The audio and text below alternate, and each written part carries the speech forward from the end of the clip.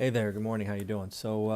I wanted to create this video, sort of tease out something I got from a conversation I had with an investor who like me, was thinking about doing some significant things back in 2009, 2010, and just never pulled the trigger.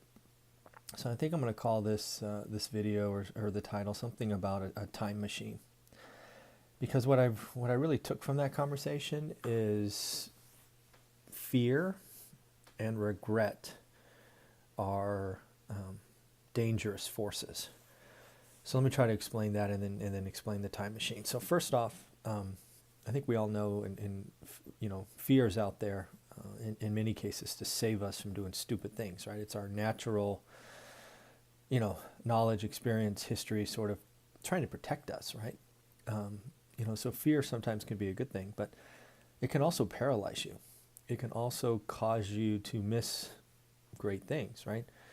In this case, this individual who had the capital, which is just sad, decided not to make any investments in properties that were being sold near land value because, I don't know, there was some misguided thought that they might even go lower, or, I just never really got it, right? So in the end, fear held this individual back. But we see fear in lots of parts of our lives. It could be going for that other job. It could be going to, ask somebody out. There's just lots of things.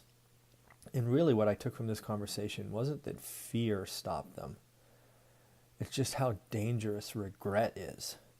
I could see and feel the regret on this individual's face for not pulling the trigger, not jumping in, not setting themselves and their family up to be done, right? This individual had enough capital to be done and, done now, or at least done soon. And that was hard to watch, frankly, because you can't unring that bell, right? So they missed it. They had every opportunity to. They let fear keep them. So I'm just here to tell you that if you're thinking about doing real estate investing and you're following my model of conservative financing, again, not maximum leverage, conservative financing, you're buying below the median. You're not buying Boardwalk or Park Place.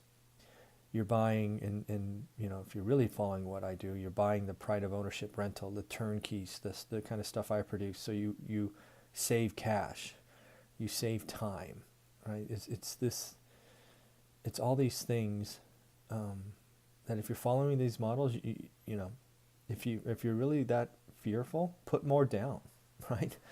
Put an extra 10% down just so it cash flows even more. So fear's interesting, but regret is really powerful. So I wanted to use this to sort of tease out fear and regret, but I want to close with the notion of a time machine, right? And I don't know if this will play with you, but let's just let's just call it's the end of 2018.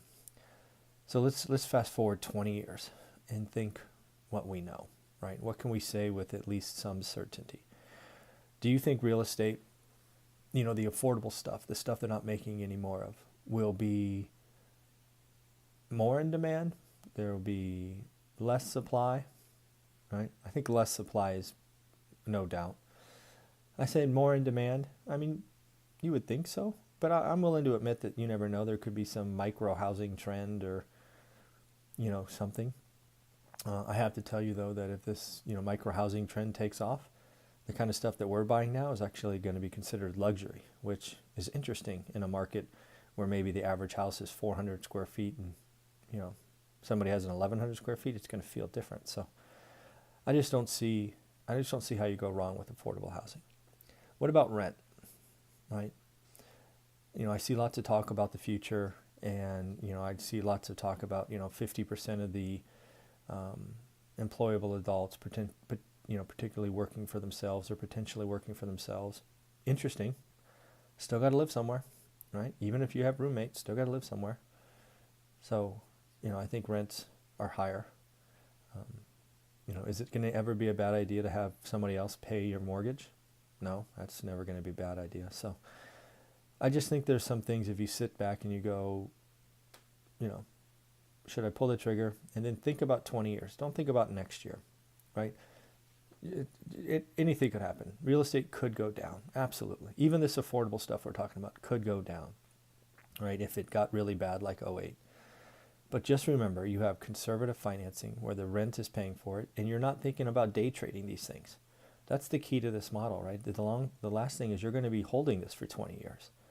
That's what saved us, right? If we had done those first 8 deals and then instead of 1031 exchanging and moving into apartments, we had sold them and just kept the cash and cowered in a corner, we'd probably be at, I don't know, 15 units maybe today if we bought during the crash, because taxes would have taken a big whack and it just wouldn't have been the same. So in the end, when you're sitting back and you're afraid, I want you to do a couple of things. First, be like my friend if you can. Is try to fast forward, in his case, 10 years and maybe 20 years, and just think what you might be regretful for.